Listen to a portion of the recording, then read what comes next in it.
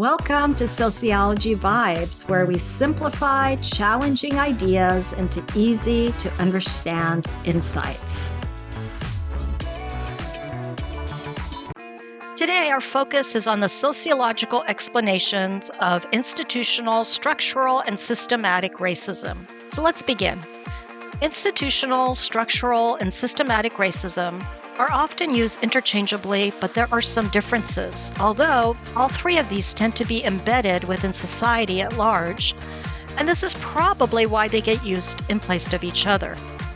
Institutional racism occurs within social institutions where policies, practices, and cultures that have embedded in them implicit bias perpetrate and maintain racial discrimination, even when those policies appear neutral or fair on the surface. When this occurs in organizations, businesses, or corporations, this can be referred to as organizational racism. It is important to recognize that institutional racism occurs when discrimination based on race or ethnicity is built into the rules, culture, or organization of a social institution, such as education, medical, and criminal institutions. Following are examples of institutional and organizational racism. The school-to-prison pipeline demonstrates institutional racism in education. Strict discipline policies such as zero-tolerance rules and school police often punish students of color more harshly than white students for the same behaviors. Companies' hiring or promotion practices consistently favor one racial group over others. Workplace culture tolerates racial jokes or microaggressions. Corporations' advertising only represents one racial group, excluding others. Institutional racism routinely produces racially inequitable outcomes for people of color and advantages for white people. People who work within institutions like schools, police departments, hospitals, or companies can use their occupational power, authority, or influence to carry out or maintain racial inequality, even if they're just doing their job, as their actions are embedded within the institutional culture or policies. Structural racism is even more pervasive because the unfair policies within one institution spills over into multiple institutions or social systems of a society.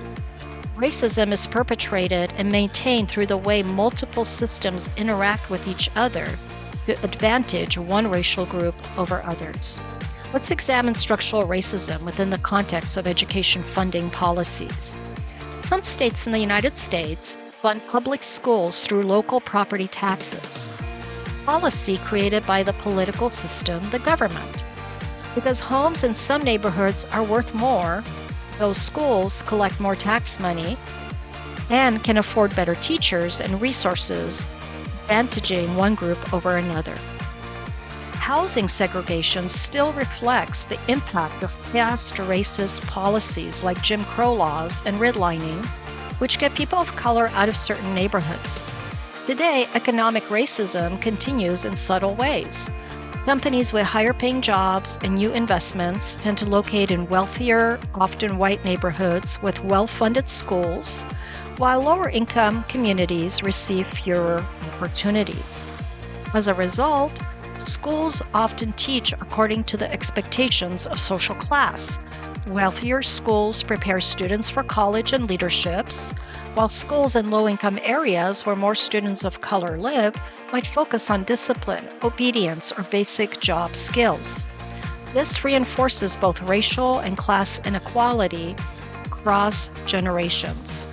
From this example, we can see structural racism because the political, economic, and educational systems interconnect to keep these inequalities in place.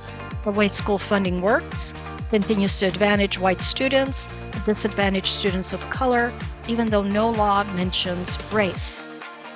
Now let's expand this example to include systemic racism to see how the entire structure of society and its social systems reinforce inequalities. The same social forces that create unequal school funding also shape housing access, healthcare quality, employment opportunities, and policing practices. Together, these interconnected systems form a society where racial inequality is deeply embedded and continues generation after generation. In other words, systemic racism involves a societal framework in which structural racism and institutional racism exist. It's how racism becomes a normal part of how society functions, even without explicit intent or covert racist laws that were present in the past. Students who attend underfunded schools often have fewer academic and career opportunities, which limits their access to good jobs and healthcare later in life.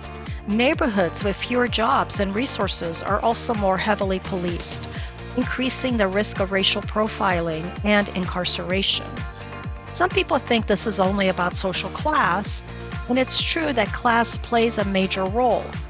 Systemic racism means that race still shapes who is most affected by poverty and inequality, even when people share the same income level.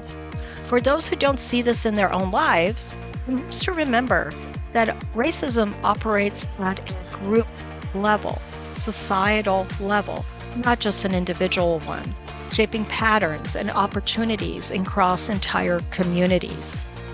Seeing how systemic racism operates helps us shift our thinking from individual acts of discrimination to the organization of society.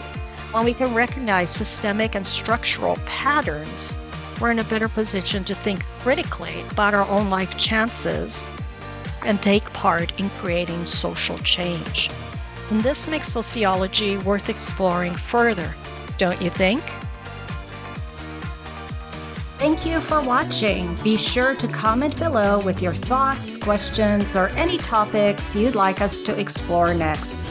Let's keep the conversation going and our community growing. See you in the next Sociology Vibes video.